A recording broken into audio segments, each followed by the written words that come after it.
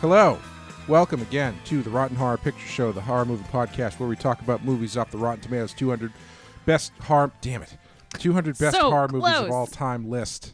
40-something episodes in and almost perfect. Almost 50. We're a few away from 50. Yikes. I don't want to put any stress on you. God damn it. I knew you were going to say that. Number 50 is your next wild card, so don't let the 10 people who listen to this show down. God damn it. I like those 10 people. I don't want to let them down. That's more pressure than if there had been 1,000 people and I didn't give a shit about any of them. That's true. Yeah, when I played in a band, anytime that there was fewer people there was usually when we played our better shows because they were usually the people that we knew. And so for some reason it was like, well, they were nice enough to come. We should probably go all out bring on our this A one. game. Yeah, we had to. There was the one time that we played multiple shows in a weekend. We did a show Friday night and then 2 shows on Saturday, like an afternoon and a night show. Oh, wow. And, we're not a professional band, so you got to kind of make sure you pace yourself. Yeah. We did not pace ourselves. Friday night was amazing. Friday night was arguably the best show we've ever played. Wow. And then Saturday, we were all really tired. Oh, my God. So by the third show Saturday night, it's just like, all right, I had no voice left. Oh. And, yeah, it was interesting. It was fun, though. It was a good time. Yeah. But we're not here to talk about that. We're here to talk about today, number 42 on our list. Oh, wow. Amanda's favorite movie. She got her hair dyed the color of this film just in honor of it. Wait. We've got Mandy. What? The most magenta movie I've ever seen. Is it really? I don't know. Color Out of Space, I feel like, is pretty fucking magenta. Well, yeah, I did want to talk about that because this is kind of the start of Nic Cage's magenta period. Yes. And I'm hoping he does one more that'd be so in good. the same wheelhouse, Yes. just for one of those great trilogies, but the Italian horror movie type trilogies. Right, where they're not connected plot-wise, but there's some aesthetic and thematic through lines. Yeah. Yeah, That would be great. Like spiritual trilogy rather than a literal one. Yes. And I will be referring to you as Mandy for the rest of this. All right, episode. you know what? This one time I'm going to allow it, but if it goes outside of this recording, we're not friends anymore. That's fair. I'll still show up at your house every other week to record these, but I won't like you while we do it. That makes sense. Okay. It is number 42 on our list with a 90% Rotten Tomatoes score. Had you seen this before? Yes. Yeah. Did you see it in the theater? No, I feel like I saw it one night when my husband was, I don't know, somewhere else doing something else. He could have been entirely. Who cares if he came home? I mean, it could have been a time where he was literally in an entirely other state because he was traveling for work or something. Or he could have been down the hallway in our 600 square foot condo just on his computer, and I completely forgot he existed. But yeah, I think I just watched it alone in the dark with a couple of beers and maybe a tiny bit of whiskey one night. Yeah. The right way to watch this. Absolutely. I hope you screamed in the bathroom after you were done.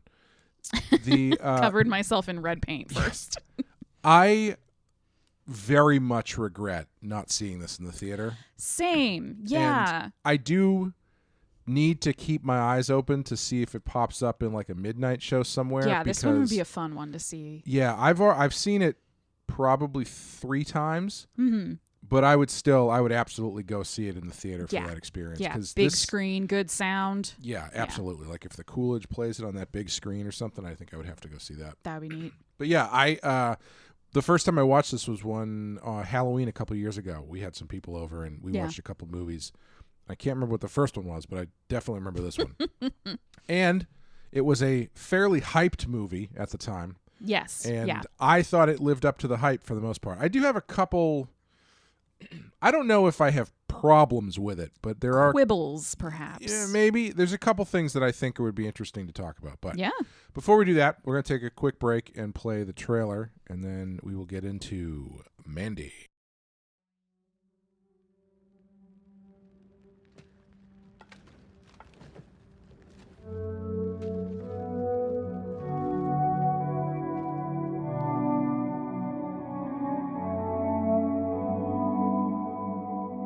Under the crimson, primordial sky, the wretched reached into the dark embrace.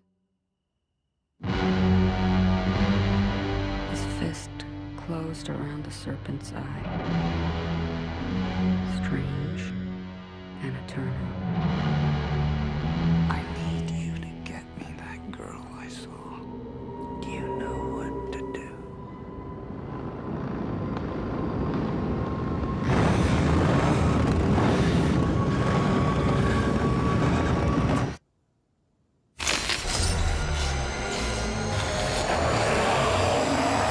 You're a special one, Mandy.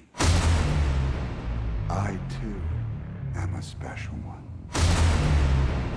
Let us be so very special together.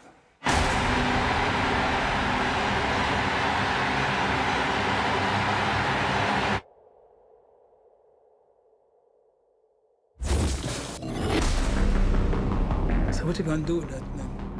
I'm going hunting. So what you hunting? It's crazy evil.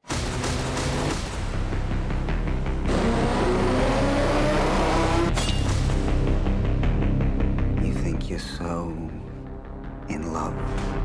I'll show you love. Oh man, they wronged you.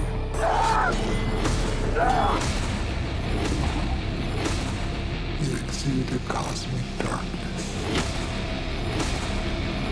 It glowed from within, strange and eternal.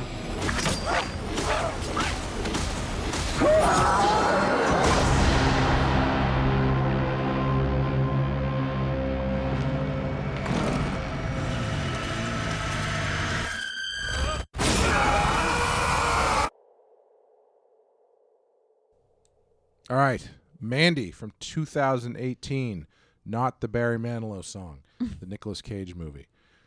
Directed by Panos Cosmatos, either way. Yeah. Written by, or story by Panos Cosmatos, written by Aaron Stewart starring Nicolas Cage, Andrea Riseborough, Linus Roach, Bill motherfucking Duke, and the greatest sales spokesperson mascot ever created, the Cheddar Goblin. Yes. Amanda, what happens in Mandy? I'm sorry, Mandy. What happens? I was going to say, you gave up on it already. Jeez. In the Pacific Northwest in 1983, outsiders Red Miller and Mandy Bloom lead a loving and peaceful existence. When their pine-scented haven is savagely destroyed by a cult led by the sadistic Jeremiah Sand, Red is catapulted into a phantasmagoric journey filled with bloody vengeance and laced with deadly fire. That's a pretty good synopsis. Yeah, I actually think that one was like shockingly well written for these sort of generic synopses that I crib from the internet because I'm too lazy to do them myself. Well, Clay, some things you'll find in Mandy include a Cenobite biker gang. You know, it's not a true Cenobite biker gang because they're pretty close. The Cenobite biker gang, one of them would be an actual like motorcycle. Like that would be part of one of them would ride another one of them into battle, kind of. Exactly. Yeah, That's how they would do it. While and the motorcycle one would just be screaming the whole time. Yeah, and the wheels would be like other heads or something. But it's pretty close. Yeah. Outside of an officially licensed Clive Barker Cenobite gang, this is about as close as you're going to get. This is about as close as you can get. Nic Cage in the Ocarina of Time. Yeah, that thing only makes one. There's some questions. Yes. About that element and about the Cenobite biker gang. There's some questions about several things in this movie. Yes. The aforementioned Cheddar Goblin. Mm-hmm. Yep. Yeah. He's green. He's mean. He loves macaroni and cheese for like breakfast or something. Yes. That sequence was done by the guy who did Too Many Cooks, which is one of the greatest pieces of television of the last 10 years. I think it was. Was that might have been more than 10 years? No, it's probably it's probably somewhere within the last 10 years. Yeah. And the tainted blade of the pale night straight from the abyssal lair. Yeah. I don't remember who says that, where it comes up, but I wrote it down. Because it is one of many quotes in this movie that are just fantastic. Yeah, taken straight from the pages of Heavy Metal magazine. Yeah, like it's. I think it would be really easy for that kind of stuff to feel overwrought, but not in this movie where everything is just vibrating with heavy metal energy. Heavy metal in the magazine sense, yes. So my first question, Mandy. Yes, Clay. Is this movie slow? That's a great question, actually. I paused for a long time because my immediate question back would be like, well, that depends on your definition of slow. Mm-hmm. But I guess technically, yeah. Right? Yeah. I mean, it takes a good hour and 15 minutes before we get to what we're kind of building towards. Yeah. You know? It's I forgot how long it was. It's a solid 2 hours. It's almost exactly a little bit over 2 hours. Yeah, you mean the movie as a whole? Yes. Yeah. And my girlfriend doesn't love this movie mainly for one scene, which is the scene where Mandy, the titular Mandy, gets put into a sleeping bag, hung upside down, and set on fire. Yep. Alive. And when I started watching it, she was like, "Oh, I don't want to be here for that scene." And I said, "You've got plenty. It's like 20 minutes in, so it doesn't happen for a while." She left and did some other stuff. Came back in right around the hour mark, which happens to be exactly the time that they set Mandy on fire. Surprise! And even from that point on, there's probably another 10 minutes, 15 minutes before he really starts getting into this like weird revenge plot. Oh, yeah. And I was watching it and I was like, man, what? Because I was reading some of the reviews on IMDb, which, you shouldn't do. I don't. And a lot of the negative ones were, oh, it's so slow, it's so arty, nothing means anything, it's just arty for the sake of being arty. And I hate it when people say that because it's usually not true. And I was thinking about it, I was like, is this a slow movie? And my takeaway is that it's not slow, but it's very deliberate. Yeah, that's why I paused so long when you asked me that. It's because I feel like when someone says a movie is slow, it's usually meant in a negative sense. Sure. Like the pacing is too slow. Mm-hmm. I don't think that that's the case for this movie. I think the pacing's very deliberate. I think the pacing's exactly where the writer and the director wanted it to be. Yeah. Do you know what I mean? And I think it benefits from that. I think if this were a 2-hour movie where 20 to 30 minutes in, Mandy is already dead, then it just becomes essentially like heavy metal John Wick, which I think is a lot less interesting than what they actually do here. Yeah, and that's something I do want to get into as well. But we'll touch on that in a second. Because because I think the pace of this movie is bolstered by everything else that's going on, because it's not it's deliberate, but more than that, from the first frame of the movie to the last frame of the movie, the word I would use to describe it is hypnotic. Yeah. And they they really dial that up in some places and they dial it back in some places, but the whole thing has a very hypnotic tone to it. Mm-hmm. And the music, the visuals, even that first opening song, which is that King Crimson song, which is I've listened to like 5 times today. This song is awesome. It is a great song. I don't particularly care for King Crimson, but that song is great. Yeah. It's a very specific hypnotic tone that they're setting, and they maintain it throughout the whole movie. Yeah, you could almost call it surrealist. Oh, definitely. But like at times not. It's great because at times it's full surrealism, but at other times it's like just like that knife's edge of the uncanny, where everything is like almost normal, but like not. Even the way Mandy looks, like her face and her expression and just her general look is like, she's not a beautiful woman, but she is a hypnotic person. Sure. She has this like fascinating face that is just like, it just kind of pulls you in without being like, a supermodel. Right. Right. And Nicolas Cage's character it kind of occupies that same space where it's like, yeah, I mean, it's Nicolas Cage, so that stands out a bit. But even so, he kind of, he's got a big beard on. He doesn't look like movie star Nicolas Cage. He's very willing to let himself get ugly in this movie. Not that he's ever been like a beautiful actor, but no. But yeah, this is not like trim, like action hero, right? Nic Cage. This is like somebody who maybe looks like they do live and work in the woods. Yeah, and all the time that they spend with the two of them is very kind of languid, I guess was a good word you could use. That's a great word for it, yeah. Because it's a lot of empty space, but they are spending time together, so it doesn't feel like wasted time. I mean, there's that scene where they're just kind of laying down, and she tells that story about her father killing the birds, and they don't expand on that, but that's like what's going on between the two of them during that, I think is actually pretty good character work as far as their relationship. Yeah, because I think it's fairly realistic. Like, you and I are both people who've been in relationships for a pretty long time at this point. Yeah, and every time I'm in a relationship, I tell all the stories about how many animals my father has killed in front of me. And I think that's what you do as well. Yeah, of course. But that is, I think, in all seriousness, that is a more realistic way of when you disclose or divulge something that happened to you that upset you, that was hurtful to you, that was traumatic or sad or whatever. When you're talking to your like long-term partner, it's not these big dramatic movie monologues where it's like, I have something I need to tell you, right, and I've never shared this with anyone before, and it's haunted me my entire life.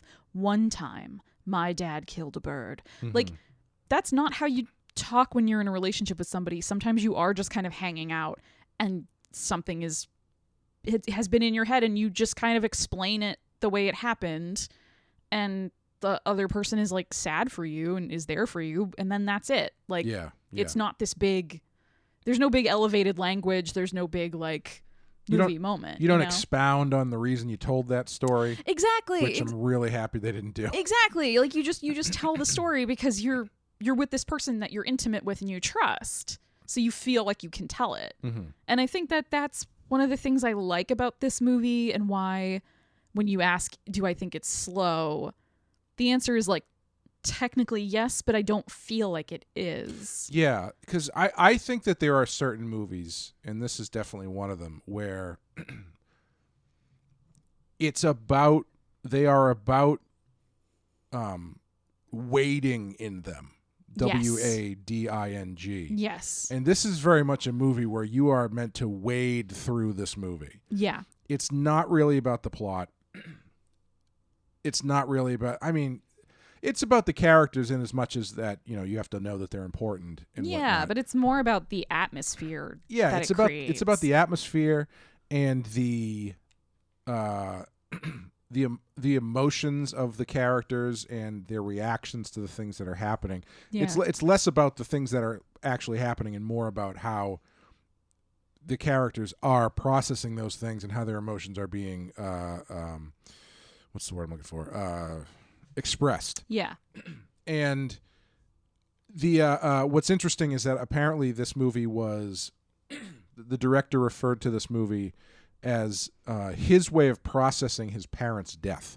Oh, interesting. Because I believe both of his parents passed away relatively close to each other. And I had listened to Elijah Wood and his producing partner, whose name escapes me. I apologize. It's so interesting to me that this movie is produced by Elijah Wood. I know. Yeah, he's got an interesting like love for genre films. Yeah. He has a strange sensibility that's unexpected. Did you ever see Maniac, the movie from 1981? No. Because he did the remake of Maniac, which I think he produced and starred in. Maniac is like one of the more notorious early 80s schlocky horror movies. Right, yeah, I've heard of it, but I haven't seen it. Yeah, I would say it's worth watching just to see it. It's a very strange movie, but when I saw that he was the driving force behind the remake, I was like, "Oh, okay, he likes some weird shit." Yeah. But he and his producing partner have a I don't know if they're still doing new episodes, but they had a podcast called, I think it's called like Conversations or something. I can't remember exactly. But it's them talking to different filmmakers. They did 2 episodes with Guillermo del Toro. Oh. And they also did an interview with Panos. Nice. The director of Mandy. They did an interview with. And they really got into his history. Thanatos. Sorry. He's a Greek god. He's a Greek god, yeah. Panos Cosmatos. Did it. Good job. Not Panos, the Wonder Child. Have I ever sent you that, the Lords of Synth? It's. Oh, I'm sure you have. Yeah, I'll send it to you again. Okay. But you should watch. It's very, very funny. Sure. They do an interview with the director of Mandy, and they talk about his filmography and his history in film. And this is only his second movie. I was gonna say it's interesting to have like an interview with him about his sort of history in film, and he's only got one other feature length thing. Yeah, he's from a showbiz family. His father is George Cosmatos, who is the director of Tombstone. Yeah. And I want to say, I think Rambo 2. I think so. Yeah. He was a action guy in the 80s. I think he did Leviathan, which was one of those post Jaws. I think it was the other movie that came out when The Abyss came out. Okay. Same kind of thing. Okay. The abyssal lair. Yes. And they talk about his first movie, Panos' first movie. Isn't that one like Beyond the Black Rainbow or something like that? If you think this is a weird movie, have you seen that? I have seen clips from it, and I've never seen the whole thing. It is worth watching, but again, if you took Mandy, took out the easy to follow storyline, right, and just leaned hard into the aesthetic, that's what Beyond the Black Rainbow is. Wow. And they asked him about that movie and why he made it, and he said, "Well, I made it because I wanted to make a movie before I was 40." And so, he doesn't have like this drive to be a prolific filmmaker. He wanted to make a movie before he was 40, so he made that one. Yeah. And then his parents died. And the way that he processed their death was by making Mandy. And I feel like you can, while I wouldn't watch this movie and go, this is a movie by someone whose parents died, there is a melancholy and a thick layer of grief that is smeared all over this thing that is very hard to get away from. Yeah, and it's really interesting because once you said it, I immediately kind of got it.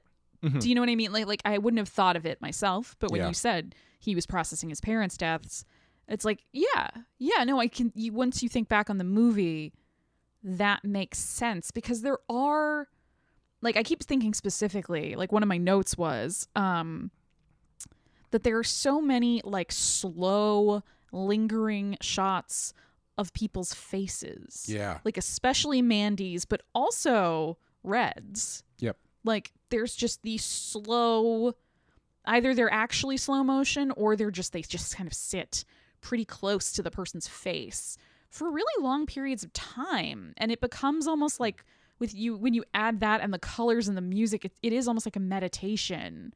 Yeah. On these like faces that they become almost like sculptures or like statuesque. Yeah. And it's really interesting, and you can kind of see that it's like somebody trying to work their way through some sort of feelings. Yeah. I really appreciate also that he didn't go the marriage story route and be like, I'm processing my divorce by making this movie about divorce. Yeah. I'm glad he put it through a weird filter and just did something completely divorced from what he was actually going through, but oddly thematically kind of tied into it. Right, because it's still dealing with death and grief, right, and mourning and like, all of those things. It kind of reminds me. This is a little bit of a tangent, but like when I was a teenager and my dad died, I read the book House of Leaves, and it was like really weirdly cathartic for me when I read it. I don't know if you've ever read that. It's a kind of, it's one of those books that people either love or they hate. Okay. it's laid out in a very crazy way. The font, there's different fonts, and like the layout of the pages is all nuts. Yeah. And I didn't find out until after, I think after I'd read it the first time, I found out that the author wrote it because his father died. Oh, interesting. And like, there's a father character in the book, but it's not about his death.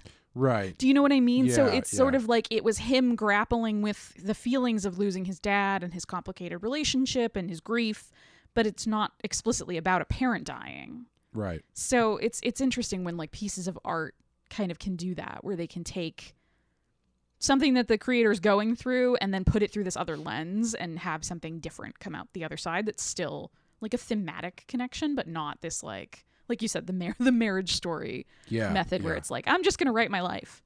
Yeah, and it's based on his first movie.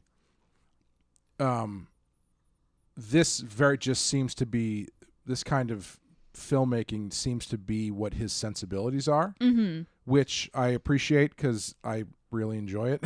Yeah, and it's unique. Like it's really different, which is nice. It's not like this movie is one of those movies where it's like, it almost feels like if you told me this was made by a director who had like a lot of clout and basically was given a blank check to just do whatever he wanted, that's what this feels like, because it is so all over the place stylistically. Yes. Like there is an animated dream sequence that happens a couple times. Yeah. There's the Cheddar Goblin thing.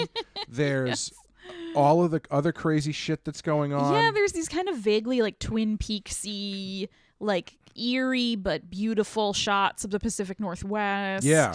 Yeah, and then there's just like, I don't know, Architectural Digest, like inside of homes and stuff. Yeah. It's really interesting. Yeah, and it's I don't know how you pitch this movie to somebody. Like because it's like if you go, okay, so it's about Nicolas Cage, who's a lumberjack. Yeah. And then his wife, excuse me, his wife gets killed by this cult. And then Nicolas Cage goes and he hunts the cult down and he kills the cult guys. Okay. It sounds, when you say the plot out loud, it sounds like such a different movie than it is. Right.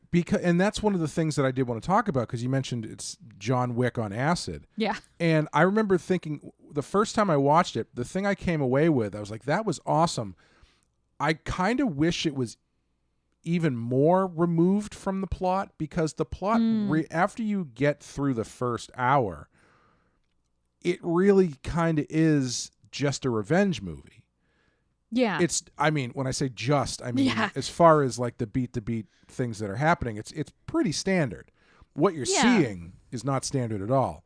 But I was a little bit disappointed that it was such a straightforward revenge thing. Yeah. And it wasn't a little weirder from that standpoint. It's funny. I feel like, I haven't seen his first movie, but based on what you were just saying, it sounds almost like he was like, okay, everybody thought my first movie was incomprehensible. Yeah. So this time I'm going to make the plot real clear. Yeah. And then I'm going to do whatever I want around that, but I'm going to give everyone a really clear linear narrative. And then I'm going to be able to go nuts with everything else. It reminded me a little bit of Drive. And how I will let me finish my comparison here. Nicholas Refn is another very deliberate, stylized filmmaker. Yes, yeah. He did a movie called Valhalla Rising. Oh yeah. Which is an awesome, like another very meditative, hypnotic movie about Vikings, which is really cool. The movie is so fucking good. But it's not really accessible to a wide audience. Yeah. So then he does Drive, which has a lot of his sensibilities in it, but is extremely accessible. Yes. To the point where he did his next movie, Only God Forgives, which I think a lot of people thought was going to be Drive 2. Yes. And it very much is not. And I think it alienated a lot of people. I love that movie, but I can see why people don't. I will say I don't love that movie, but I didn't dislike it. Yeah. It was maybe just not quite for me, but I appreciated it for what it was. And it's interesting because I feel like this movie, Mandy, is a little bit closer to only God forgives Yeah, than it it is is. to drive. I was just thinking in terms of like how he's got a sensibility that he kind of tames a bit. Exactly. Like you were saying. Yeah. And this movie is sort of like the halfway point between those two, like in terms of balancing a linear narrative and storytelling with a very strong aesthetic style. Right. Yeah. So how do you like? I guess one of the things that kind of bugs me about the normalness of the plot, if I can use that word, is that it takes away a little bit of the. It confuses me a bit as far as some of the weirder stuff, and it takes away some of the specialness of the weird stuff, like the Cenobite biker gang. Yes. Which, what are they actually called? The Black Skulls? Something like kind of generic like that. Like the way that they show up in the movie is Jeremiah Sand, this cult leader, talks about needing to call them in, I guess, to get this girl. Yes. To get Mandy. And in order to do that, they have to give them a sacrifice. So they sacrifice they call him like the fat boy or something. Yeah. And in order to find them, they have to use this like ocarina. Yes. To summon them. Yes. And they have this weird like goop that they drink that they're like fiends for. I think it's LSD. It is, but you don't know at the time. Okay. So they've got this weird shit that they're drinking and like spilling all over themselves. Yes. And they've got a very demonic look. And they have a very supernatural air to them. Yeah, isn't it also heavily implied that they're cannibals? I think so. Yeah. Yeah. And then once, and they show up, they facilitate Jeremiah getting Mandy and all this kind of stuff. And then when Nicolas Cage finally goes after them, he finds out first that they're just a bunch of tweakers that took insane acid and have been nuts ever since. Yes. And then after that, they kind of get taken out pretty easily. And when Bill Duke tells him that they're just guys who are really high, I'm underselling it a bit, but it takes away some of that mystery and supernatural element to it, and it kind of just turns them into guys who can be dispatched fairly quickly, which is kind of how they are. Which I was always surprised that they were the first people he kills, because you think they would be like further down the line than like the old lady. Right. I think the reasoning behind that is because the further down the line he gets in terms of his list of people I gotta kill, the closer he gets to the people who actually did the bad things to Mandy. Yeah. So like the people he kills last are, I think it's Mother Marlene or something like that, and Jeremiah Sand. And the Mother Marlene character is the one who gives her the LSD and stings her with the wasp. Which I did not remember that sequence. Shit, that fucking wasp. Yeah, I was like audibly squirming when they pulled that giant wasp out. I did not remember neither one of us is really a big fan of bugs. No, not like a fan. Like spiders specifically, but that wasp is a close second. Yeah, wasps, like anything, bees and wasps are probably number 2 for me. I'm okay with bees. Bees are good if they pollinate shit. They're important for the ecosystem. Yeah, I mean, spiders eat bugs too. So, you gotta love spiders. No, you don't. Yeah, but some spiders are poisonous. Bees are not poisonous. True. And if bees sting you, then they die. So it's sad for everyone. Yeah, I've had bad experiences. This is I got stung in the eye once. Oh. And ever since then, not the eyeball, like right next inside, on my bridge of my nose, like right next to my eye. That sucks. And ever since then, I've been very gun shy around anything yellow and black with a stinger. That's fair. That's fair. We don't have to keep fighting about bees. This isn't the podcast for that. It's my other podcast. I appreciate what they do for the world. Thank you. But I don't have to like them. That's fair. I'm glad we came to an agreement on this. I don't even remember what we were talking about before that. We were talking about the wasp scene. Yes. Yes. And you were saying he's going down the line. Yeah. He's like bringing himself closer and closer to Jeremiah Sand. Yeah. Because the biker gang is kind of a red herring. Yeah. A little bit, you know, where they're sort of like these figures like who come in and help do this, but they don't even really need them. Not really. You know, like they're sort of window dressing in a way to give everything this more surreal, frightening feeling. Yeah. But when it comes down to it, they sneak into the house at night when Red and Mandy are asleep. So the cult members very easily could have done that. Yeah. They and sneak just in. tied Well, 'em up. maybe they're the ones who set up all the lights. Yeah. They sneak in, set up all the red lights. Yes. So they turn those on. Get the sound system ready to go. Yeah, they are an interesting addition because they are, and I think that's kind of I don't think it would bother me if they just didn't explain that they were just people. Like if they kind of occupied more of a mythical space. Yeah. I think I would be okay with that. Yeah. And their use in the movie. Yeah, it does also kind of ruin it when he goes to their house and it's just like a shitty, like. Yeah. Do you know what I mean? Like they don't even live anywhere. Like it's dirty and it's gross and they've, you know. They got a giant hole. But the giant hole is like the thing, and then the rest of the house looks just like a gross but kind of boring, crappy, like mid-century ranch or something. It's really interesting, like putting those guys in their like Cenobite bondage gear in this very beige and brown house. Yeah. It's like, yeah, I mean, I wonder kind of expect them to all live in like a basement or like an abandoned lumber mill, or do you know what I mean? Yeah, and I do wonder if that's very intentional as well, to kind of take some of that mystique away for them. Yeah. It's a tough call because like in those scenes they are still very scary. Yeah. But they are occupying a very like trashy space. Yes. That I'm not sure if you're supposed to have like a layer of the onion peeled back to be like, oh, these are just, because that's another thing they do in this as well with Jeremiah Sand, who is this cult leader who is portrayed very much up his own ass. Yes. But as far as the viewer's concerned, you know pretty much immediately that this guy is full of shit and is just incredibly insecure. Yeah.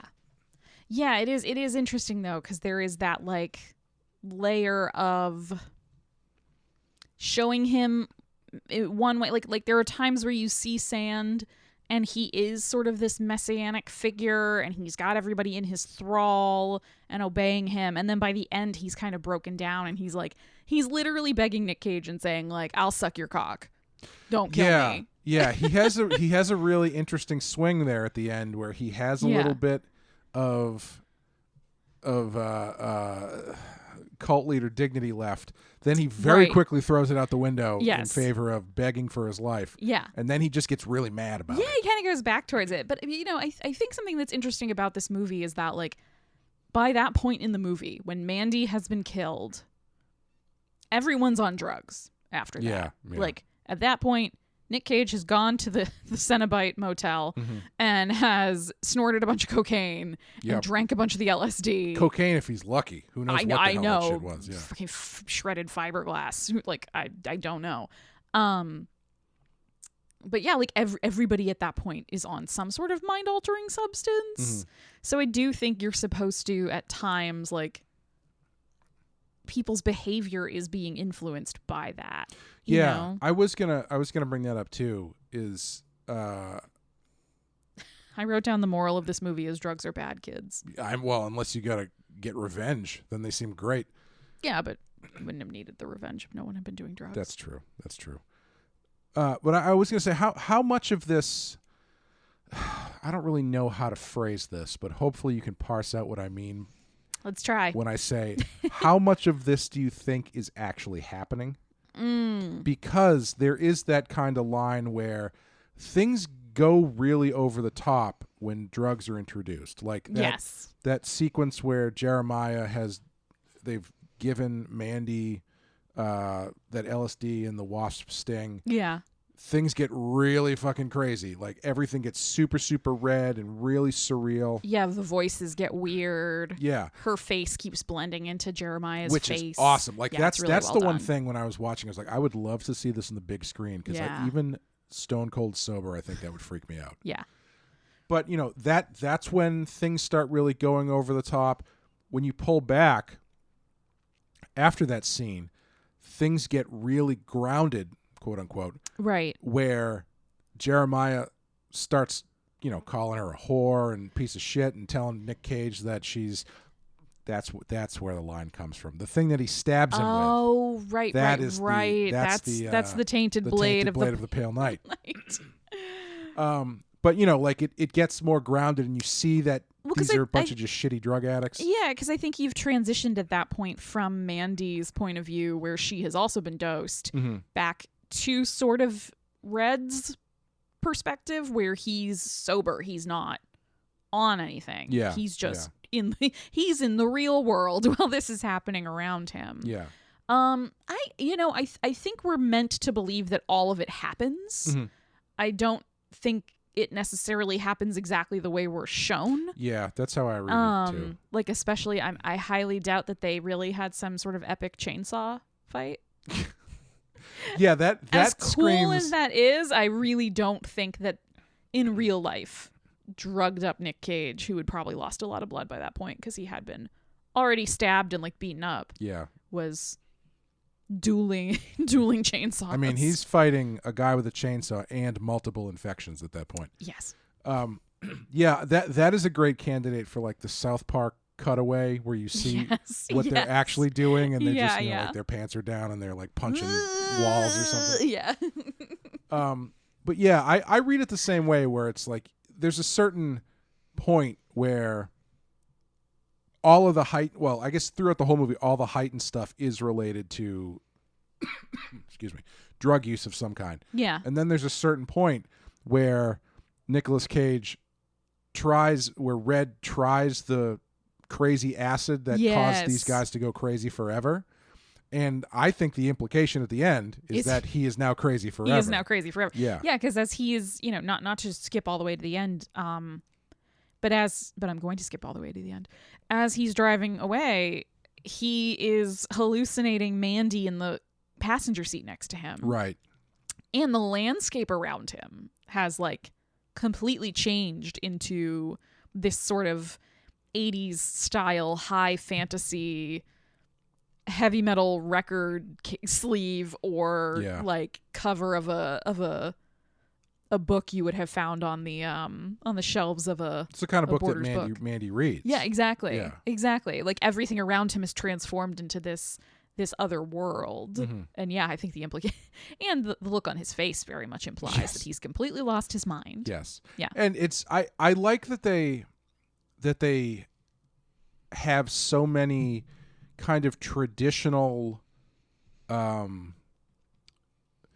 mythic journey beats that they hit that are very much kind of covered in the style of this movie, whether it's going to Bill Duke to get the crossbow with the arrows that cut through bone like a fat boy through cake. Yeah. Isn't the crossbow even called something like I'm here for the Reaper? Yeah, something like that. And then he builds this ridiculous axe. Yes. And there's a moment where he actually gets body armor the way that you would, that a knight would get whatever. And then towards the end, he does my favorite thing, which is it's just a storytelling device that I really like. And they talk about stories, and they're at a certain point your character crosses a threshold. Yeah. Whenever they have characters literally do that, I really appreciate it. And especially if it's going down, because the story, push my glasses up here. Yeah. The Campbellian story circle, the hero's journey, is very much about starting from a place of comfort and then traveling down into the depths, literal or metaphorical, of whatever your the conflict is, and then reemerging as a changed person on the other side. Yes. And I know it's easy, but I always love it when the traveling down into the depths is a literal thing that the characters do. Yeah, especially when it makes sense for the movie, right, it makes sense in the story that's being told too. That of course this crazy fucking cult is a religious cult, so they've got a weird ass religious shrine area, and putting that underground makes sense. It's not just having him descend for I don't know. I think it works thematically and stylistically in this movie as well. It's not just a gimmick. Yeah. It's just a little bit of a gimmick, but it works. Well, I always find that it works because they usually put that towards the end, and it is this idea of you are now crossing into some sort of underworld. Right, it's like a visual signifier for this big moment. And you know, just as far as instinctual response to something like that, if someone's going underground into a dark space, then the tension's gonna rise and all that kind of stuff. Yeah. So yeah, I appreciate that sort of like Joseph Campbell on acid kind of approach. Do you know one thing I have to say that this is jumping topics a little bit? Mm-hmm. I really like the sort of animation moments in this. Yeah, they're very strange. They're very strange, and but they're very cool, and I think they work for what's happening. The one thing I don't like about it is that the animated version of Mandy, this sort of mythic version of Mandy, she doesn't have her scar. She has a scar? She has a scar that comes down on her face from her eye. Really? Yeah. Oh, I didn't notice that at all, actually. Yeah, she's got this scar that, like, it's super noticeable in certain shots, and it's, like, barely there in others. It kind of really depends on the colors and the light. Yeah. Which is one thing I really love about this movie, is that different characters in different light look different. Yeah. Like, her eyes are actually very light colored, but in that sort of like dark magenta light, her eyes look black. Oh, yeah. And like certain ways the light hits her, that scar under one of her eyes becomes really, really prominent. And it's like, you could say it's kind of cheap to do it this way, but I actually like it. When you put that together with her story about her dad, it's obvious she's had a really violent life. Sure. Like that this life she has with Red in the woods is peaceful and different than how her life has been previously, without having to go into all this verbal exposition. Yeah, right. Because these two characters don't feel like characters who would sit around like swapping all these stories all the time. You know what I mean? Like you would feel really How many animals could your parents kill? You're going to run out of stories eventually. Right, exactly. Yeah, so it kind of bugs me that when Red is sort of envisioning her in this mythic way, he doesn't include that. Yeah, that's interesting. You know, because I assume it's from Red's point of view. Yeah, I would think so. You know. Yeah, it's funny. I hadn't really thought about this until, you're talking about the scar and the stuff you were saying earlier about her not being like a traditionally attractive kind of character. And I was thinking, the thing that I think I like, the thing that makes me come back around on this revenge plot and make me actually like it more is that usually when you have a plot like this, the starting point is a very idealized starting point. Yeah. Like John Wick. Yes. You can't get more idealized than a guy with a cute-ass dog. Like it's like if you want to go one step further than guy with a beautiful wife who gets killed. Right. You go guy with an adorable puppy. And he's both. Right. His beautiful wife dies and then his that's true. Adorable... Yes. So he's already halfway there. But like that's generally because that obviously it's like, well, if the dip is the bigger the dip, the more you're going to be on that character's side. And the thing about this movie is the dip is no less big. Right. It's just that what Red thinks is the idealized high point is not necessarily something everybody would immediately think is the idealized high point. Right. Because his relationship with Mandy, who is not, neither one of them are really conventionally attractive. Right. They just kind of hang around. Like you were saying, they watch TV, they eat frozen dinners. Yep. But to them, or at least to him, that's it. Like, this he doesn't is perfect. need anything else. Yeah. Do they even is it her or is it him who's like, maybe we should move away from here or something like that? I think he says it. Yeah. And she's like, oh no. Oh, I can't remember. Oh shit. Yeah. I thought he said it, and now I'm second guessing and thinking maybe she did. But yeah, one of them sort of suggests it and the other one is like, no, but I like it here. Like, this is where I want to be. I like our life here. But either way, it's like there is a connection. like that the life that he has that has Yeah. been ripped away from him is no less tragic than if it were two supermodels who had their like for instance, there's a Yeah. movie called Revenge that came out a couple years ago. I have a feeling I know what this is about. Yeah, it's actually really good. Yeah. I hope I might be on the list actually. Oh. But it is very much like it's about this gorgeous woman who has this gorgeous boyfriend, and they're going away for the weekend. I don't know if I want to talk about what happens from that Okay. point on, but let's Yeah. just say the woman is the protagonist in the movie Okay. called Revenge. Yes. You can make your own decision about what that revenge is about, but Sure. you know, it's very much more like she has this style, like Instagram life Yes. that is Yeah. now Hollywood perfect. Hollywood perfect Yeah. life that has now been violently ripped away. Yeah. And this is very much the opposite Right. of that. They've got kind of a mundane life together. Yeah. Like he's a lumberjack.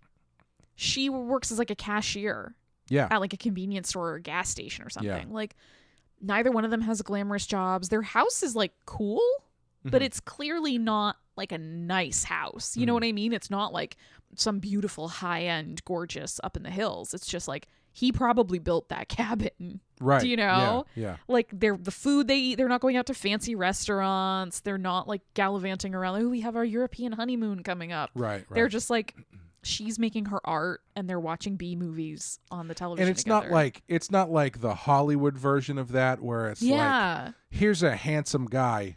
Here's Chris Pratt, but he wears flannel shirts, so you know he's a man of the land. Right. And right. his wife. And here's Emily Blunt. Yeah, here's Emily Blunt, but she's got like kind of her hair's in a messy bun, so you know she likes gardening or some shit. Yes. It's very much not that. And I think that also is so much more interesting to me thinking about how Jeremiah is going after Mandy specifically. Right. And the fact that like I want to talk about them and I want to talk about that scene with the two of them. Yes. For more reasons than I think this is the first full frontal nudity we've ever had on this show, but I'm maybe not. Full I don't frontal mean currently. Male Yes, male nudity, nudity. Yeah, 'cause we've I don't definitely mean had some- currently right now. I am wearing clothes. Yes. But, Thank you. in the movie. I appreciate it. But like it is so interesting that the thing that sets all of this off is that Mandy laughs at him in his like what he thinks is his grand messianic moment, you know, with his junk hanging out that no one can resist, and she just laughs in his face. He thinks he's Jesus and she's like Mary Magdalene. Right. And is just gonna like fall in front of his feet. Yeah. But one other thing I wanted to say, just real quick, kind of going back to the talk about pacing in this movie and like, is it slow? Is it not slow? One of the reasons I really like the fact that if Mandy has to die, she doesn't die until halfway or even a little more than halfway through the movie, is it gives us time to kind of care about her. Sure. It gives us time to care about her relationship with Red. It gives us time to see what her relationship with Red is like and what their lives are like. It's not like so many of these movies where, you know, male action hero, wife dies in the first 10 minutes. Right. Yeah. Or, you know, daughter dies in the first 10 minutes or whatever happens like in the first 10, 15 minutes. And it's like, yeah, sure, that's sad. Your wife died, but like, we don't know her. Like, we don't know what happened. This movie kind of puts her back in the movie and makes her a real character rather than just like a pure plot device. Yeah. For the spouse to go on this, you know, bloody rampage. Yeah. Have you ever seen Man on Fire? Denzel Washington. I think so, but it was a really long time ago. That's one of my favorite revenge movies because of exactly that reason. It's like 2 hours, it's a longer movie, but they spend the whole first hour building this relationship between Denzel Washington and Dakota Fanning. Yeah. So when Dakota Fanning eventually gets kidnapped, you know, you care, and B, you know and hope to see that Denzel Washington is going to scorch the earth to get her back. Right. And like it's a lot more effective than just here we are at a picnic. Oh no, they're dead now. Yeah, I think that's always why John Wick, like the first John Wick movie, has never really captured me the way it got so many people. Yeah. It's just because it's like, for most people, if you kill a dog and you show like that you kill the dog early on and kind of on screen, most people, even people who don't love dogs, are going to be like, ooh, that's fucked up. Like, that's horrible. But not you. You love that stuff. You know I love dogs more than people. They could have killed, like, many people, and it would not have bothered me as much as that dog dying. I did not watch that movie until about 3 months ago. Oh, really? Because the dog dies. Yeah. Yeah. I get real mad, real angry about it. Yeah. But it feels a little cheap to me. You know, it's funny. You know what I mean? Years ago, I think maybe when I was still in college or maybe just out of college, someone approached me about doing like character design for this movie that they were trying to get made. But when I say try to get made, I'm like, I don't think this was ever going to get made. Okay. And I don't remember exactly the bulk of the story, but I do remember the core of it being there's this guy and he's like a loner assassin type, and he's got this dog, and he loves the dog more than anything else in the world. And then they kill the dog, and then he goes off and gets revenge. And when I was like, I mean, I'll do this, but that sounds fucking cheap. It sounded like a really cheap storytelling device. I mean, I guess when you plug in Keanu Reeves and some interesting action, I guess it works. But sure. But yeah, I like that this movie doesn't go for the cheap way of setting up the revenge story. Right. It like does take the time to let you sort of get to know this character at least. Yeah.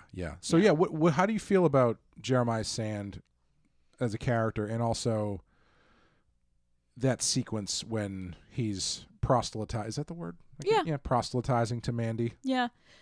You know, it's interesting because this movie, it came out in 2018, but it takes place in 1983. Yeah, and we were talking about it, and it occurred to me they used the 80s in a very similar way to Let Me In.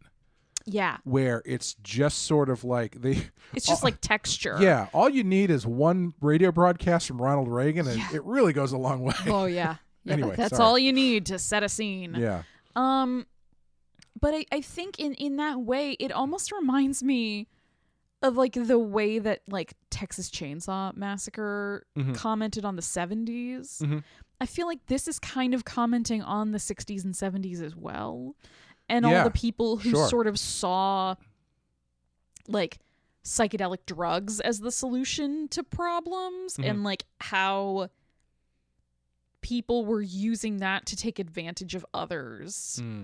And I think that this is, you know, you can watch this and look at Jeremiah Sand and think, I thought a lot about Charles Manson. Oh, sure. Yeah. Who is this, you know, Charles Manson he wasn't like tall, he wasn't super handsome, he wasn't imposing, but he fed his followers enough drugs, and he was charismatic enough to keep them under his control, and he was a failed musician. Right. So like there's all these parallels between that kind of figure and Jeremiah Sand, that where he could almost feel like a kind of ineffectual villain out of context, but like in that context, he's actually kind of realistic.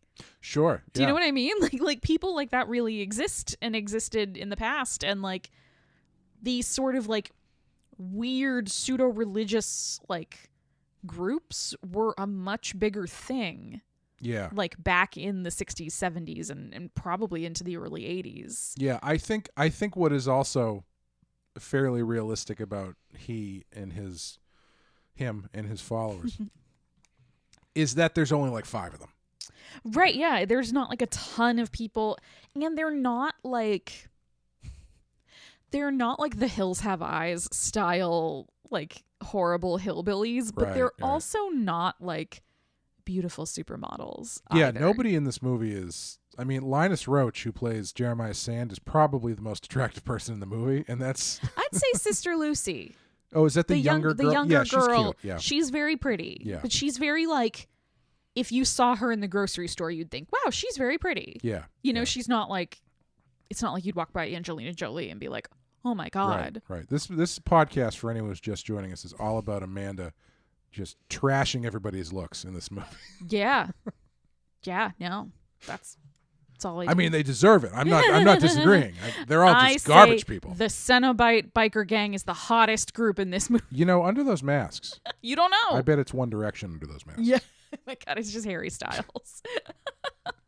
But yeah, I like that the cult presence in this movie feels, it's so fascinating that it goes so crazy over the top at the end. Yeah. And I think it's great that it does that, because the presentation of the cult people at the beginning does feel very realistic in that there's only 5 of them. Yep. They're all traveling around in some shitty van. Yep. And they're all dealing with, they're all basically tripping on acid all the time. Yes. And their leader is a narcissist who, as soon as somebody laughs at him, just flies off the handle about it. Right. Yeah, is so insecure that he's literally willing to murder somebody over it. Yeah, and since the stylistic change once everybody starts doing more drugs. Yeah. It rises to the level of what this kind of revenge requires, if that makes sense. So like it makes it a lot more epic than it would have been in quote unquote real life, where it's like Nicolas Cage finds their van and just stabs him in the face, you know? Because I was thinking, because I feel like those final revenge, the problem with revenge movies, or the potential problem, is when you get to the end, that last kill has to be very satisfying and has to be worth the journey to get there. Yeah. And sometimes they aren't. Sometimes they're a little bit a little bit kind of a letdown. Yeah, a little damp, wet squib, as you'd say.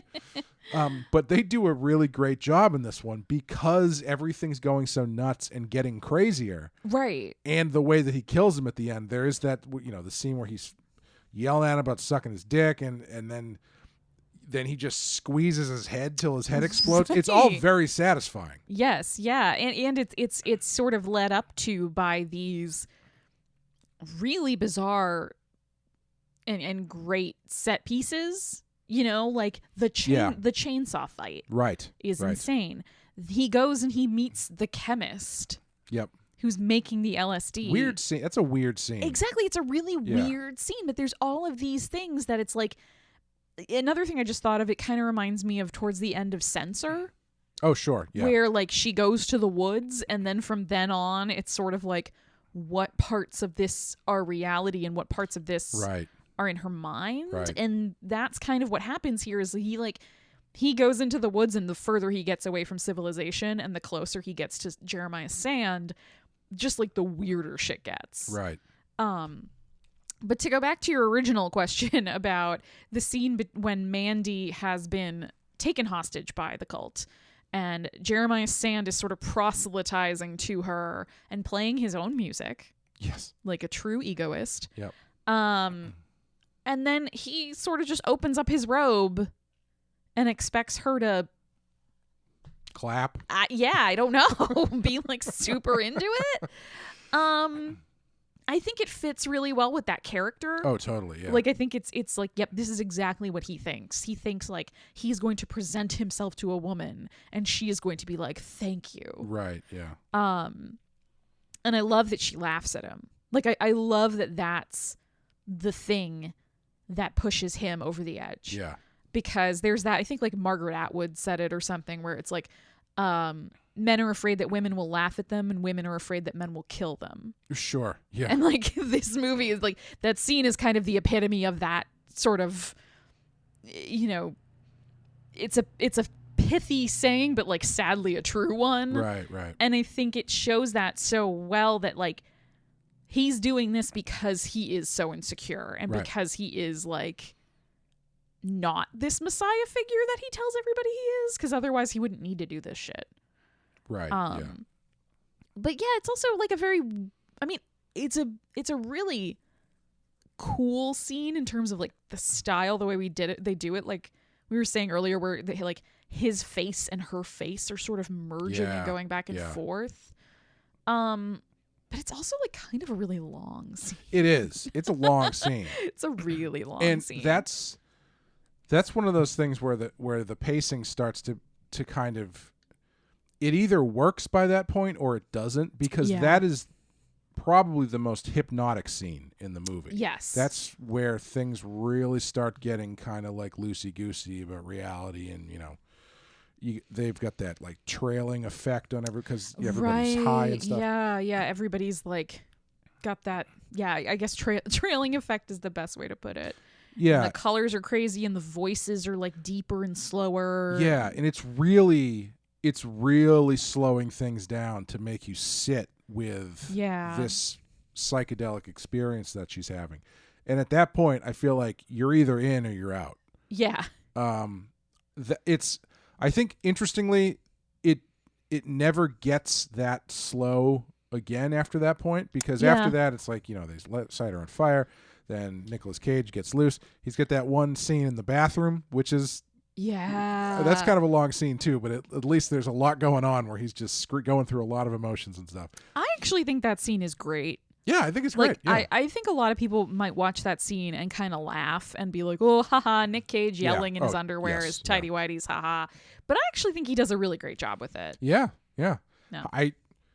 I don't know how Stop else, arguing with me about it, Clay. I don't know how else you react in that situation. Yeah, other than screaming. It feels pretty realistic. Yeah.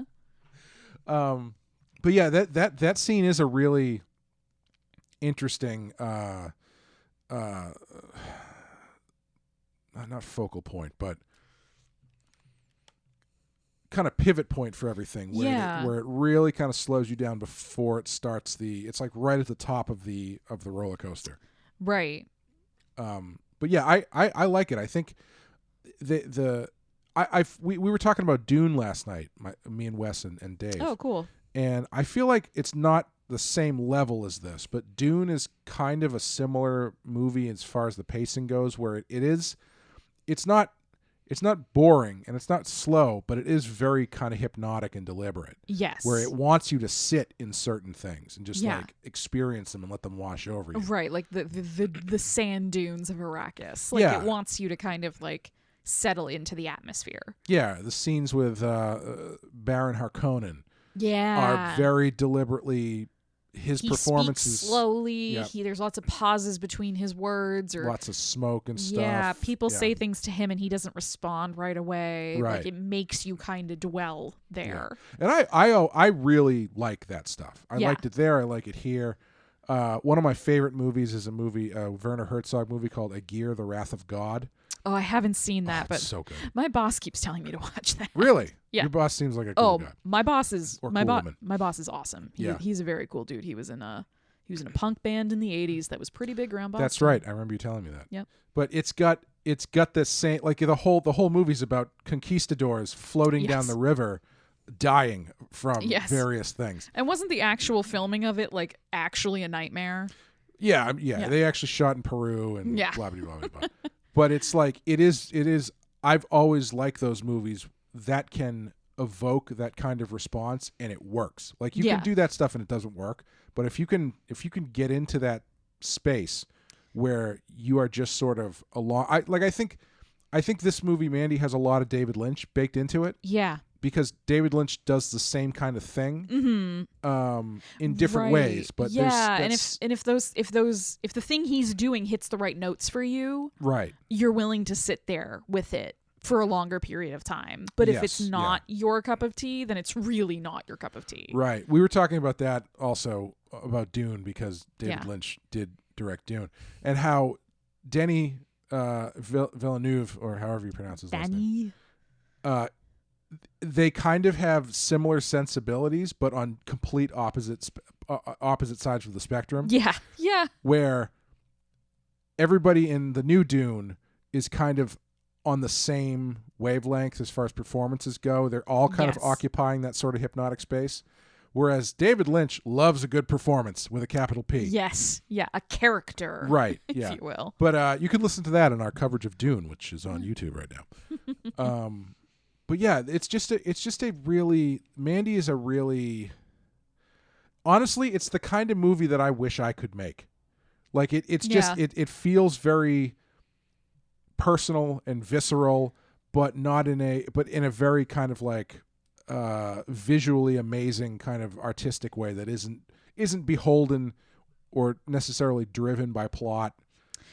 Yeah, the more I think about this movie, the more I start thinking about this director as sort of being the anti-Mike Flanagan.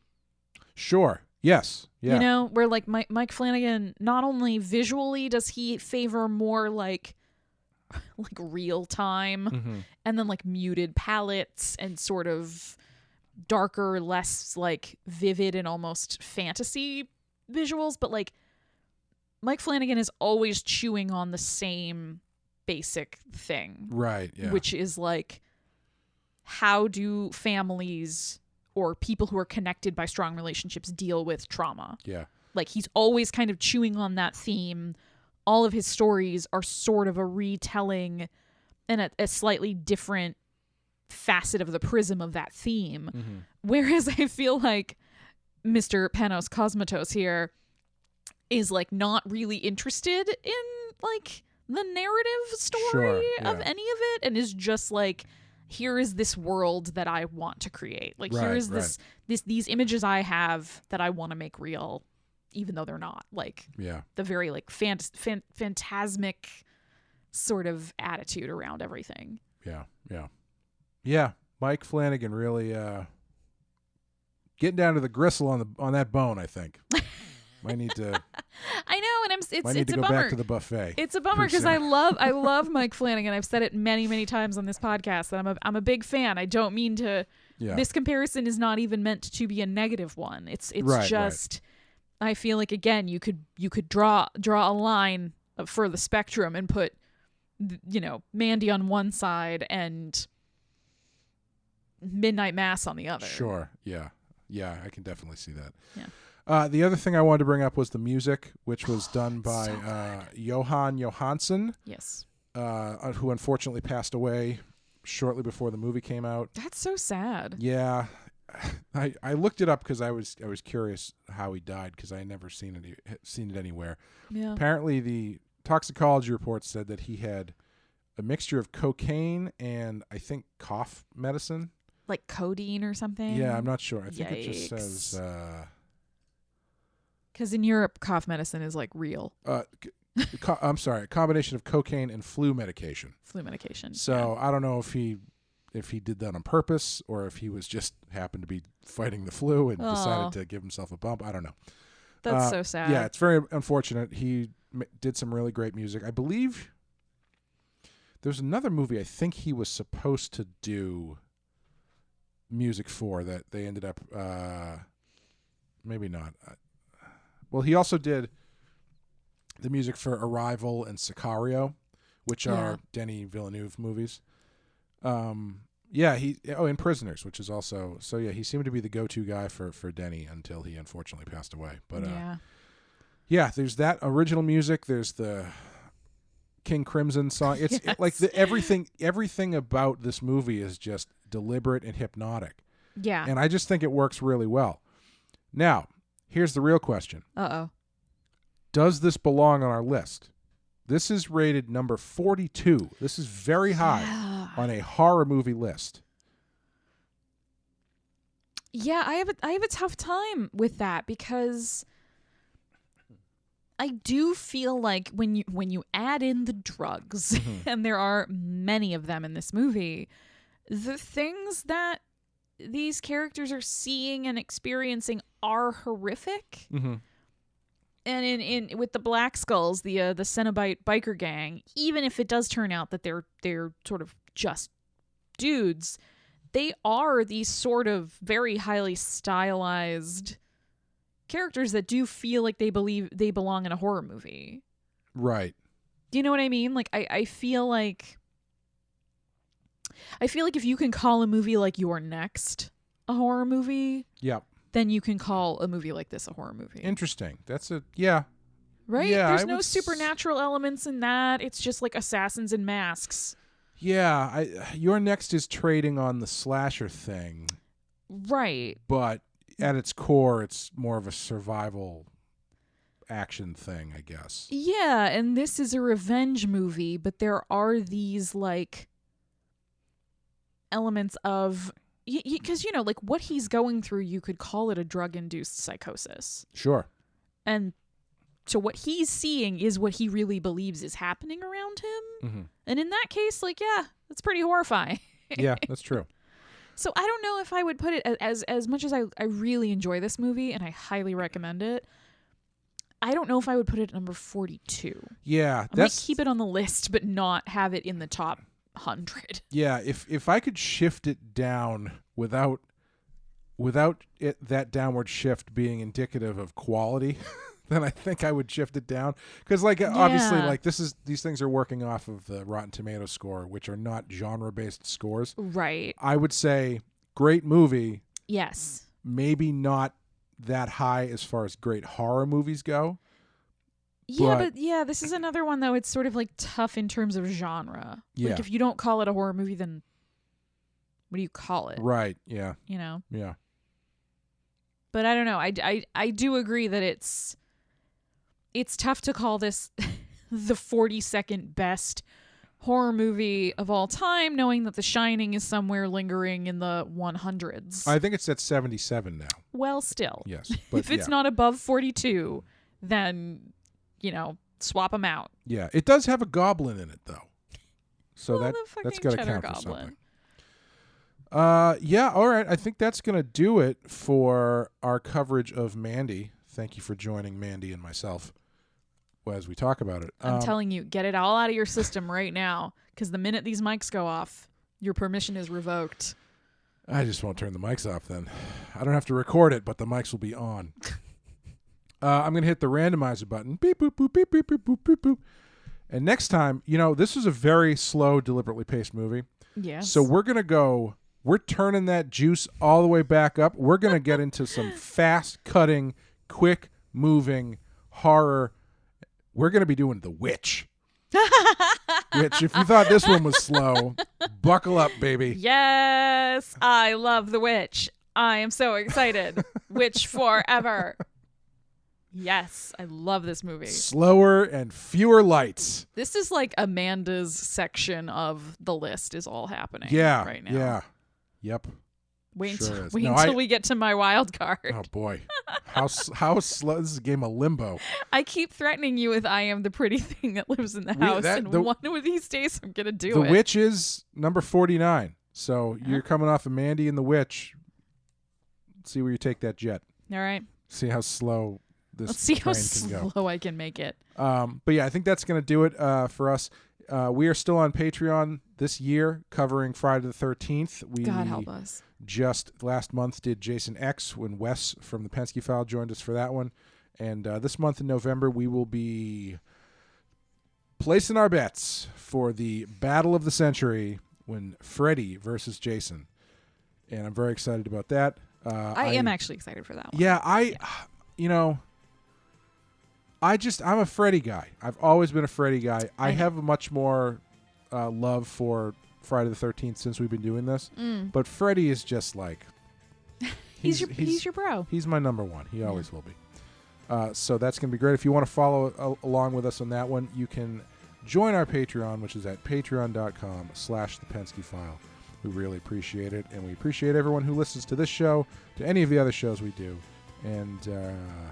you're helping keep all the fluorescent pink lights on in our houses. Keep my hair magenta. Yes.